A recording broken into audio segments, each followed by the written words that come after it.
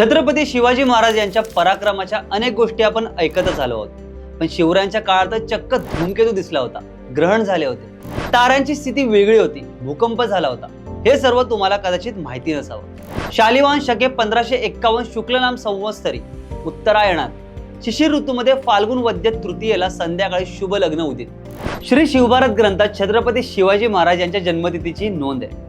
शिवनेरी किल्ल्यावर मासाहेब जिजाऊ यांच्या पोटी जन्मलेले ते कोवळं पोर भविष्यात 5 पातशाया, बलाढ्य मुघल साम्राज्य, इंग्रज, डच, फ्रेंच, पोर्तुगीज, सिद्धी अशा परकीय आक्रमणांना हाणून पाडेल याचा विचार सुद्धा त्यावेळी कोणी केला नसावा। शिवरायांचा पराक्रम, त्यांचं बुद्धिचातुर्य, त्यांची नीती, धोरणं, त्यांच्या विविध गुणांवर मोठ्या प्रमाणात लिखाण झालंच आहे। अगदी समकालीन साहित्यापासून ते आजची आधुनिक युवा पिढी देखील शिवरायांच्या इतिहासाचा अभ्यास करताना दिसून येते। ज्येष्ठ बंगाली इतिहासकार सुरेंद्रनाथ सेन आपल्या the foreign biographies of Shivaji या पुस्तकात म्हणतात की शिवराय जिवंत असतानाच त्यांची कीर्ती युरोपीय देशांपर्यंत पोहोचली होती। हा सगळा त्यांच्या पृथ्वीवरील जीवनाचा भाग।